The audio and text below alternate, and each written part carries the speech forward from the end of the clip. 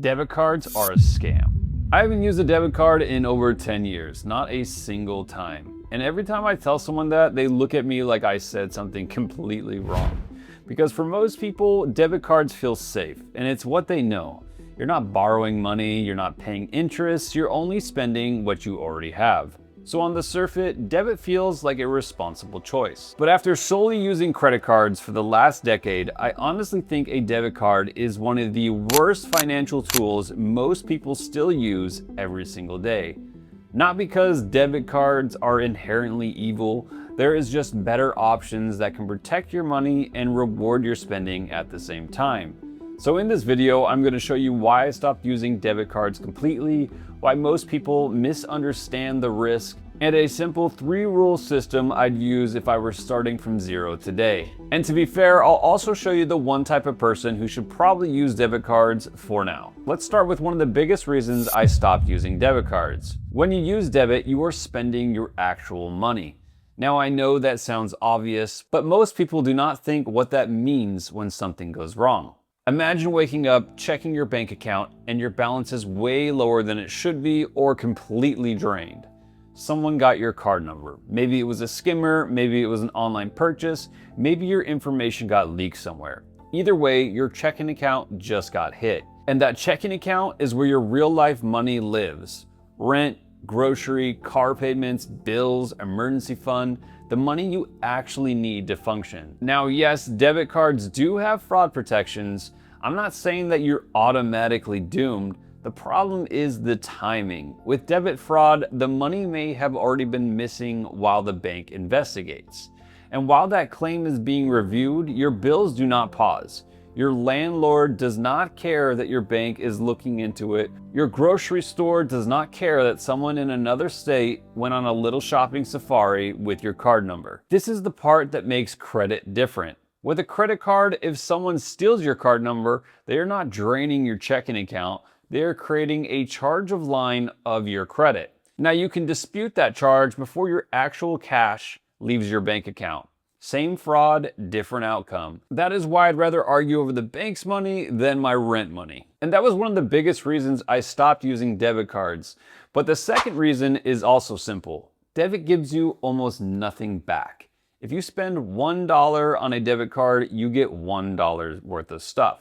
That is usually the end of the story. But with the right credit card, that same dollar can earn you cashback, points, miles, or rewards. And I know that sounds small, 1% here, 2% there, a few points on groceries, a few points on gas, but once you run your normal life spending through the right card, it starts to really add up. So let's say a household spends $5,000 a month on expenses that can go on a card. We're talking groceries, gas, dining, subscriptions, insurances, phone bills, normal stuff they were already paying for. On a flat 2% cashback card, that is $100 back every month. That's $1,200 per year, and over 5 years, that's $6,000, and at 10 years, that is $12,000. And that is without buying more stuff. That's without changing your lifestyle. This is just changing the tool you use to pay. And over the last decade, I've earned thousands of dollars in cashback, points, flights, hotel stays, and statement credits by putting normal spending through credit cards and paying them off in full. And that last part's super important, and I'll cover that in a second. Now, reason 3 is the one beginners really need to understand. A normal debit card does not build credit. You could use your debit card every day for 10 years. You could never overdraft. You could be perfectly responsible with your money, but it does not prove that you can manage borrowed money. And that is what the credit system cares about. And your credit can affect whether you get approved for an apartment, car loans, mortgages, and even more. Your credit score quietly shows up in some of the biggest financial moments of your life. A debit card does almost nothing for that. A credit card, though, used responsibly, can build your credit in the background. And month by month, your financial resume gets stronger and stronger. That's how I want beginners to think about credit. Your credit profile is basically your financial resume. Now here's the part that really changed how I looked at debit. Even if you use debit or cash, you may still be paying for the credit card system. Every time a merchant accepts credit cards, they usually pay a processing fee. That fee becomes part of the cost of doing business, and businesses usually bake their costs into the prices. So when you walk into that store, the price of that item may already reflect the cost of accepting card payments.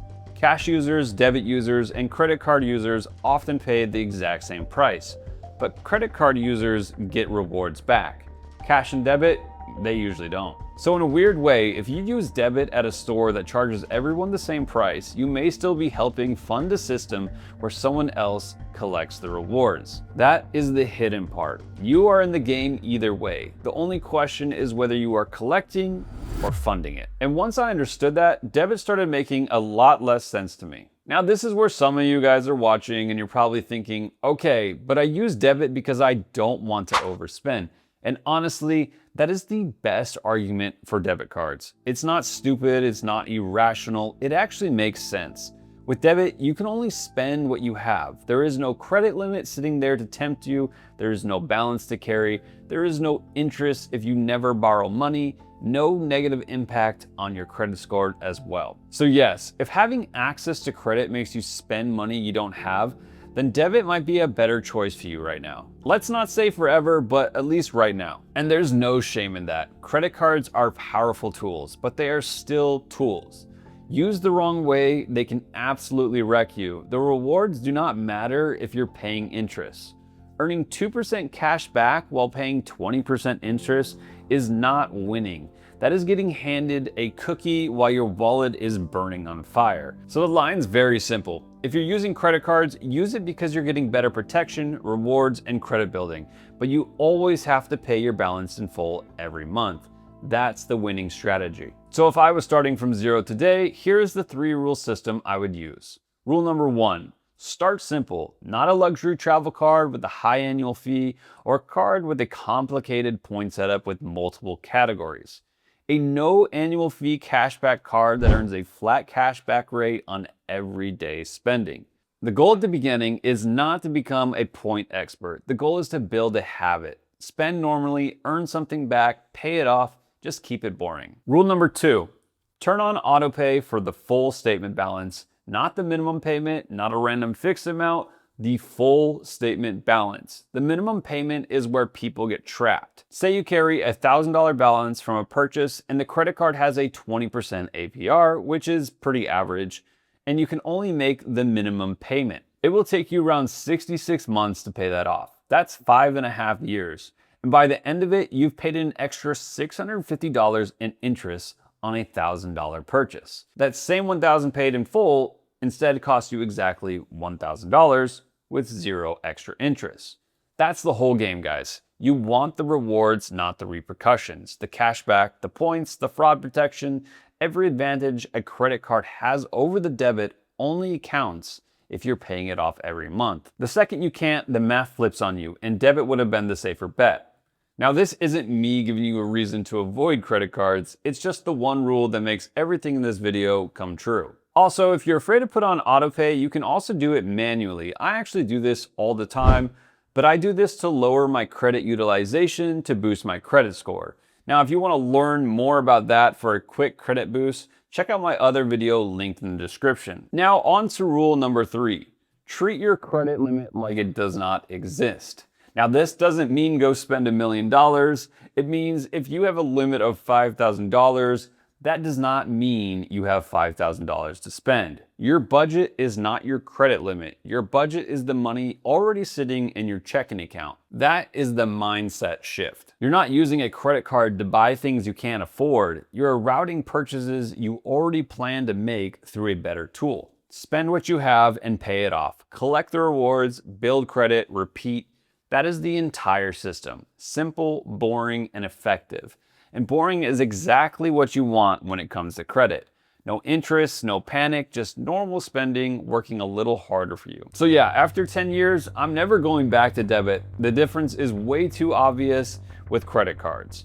And I know some of you are still thinking debit feels safe because it's familiar, but familiar doesn't always mean better. For everyday purchases, I would rather have a buffer between the world and my checking account. I'd rather earn rewards on money I was already going to spend, and I'd rather build credit history in the background instead of using a card that gives me practically nothing.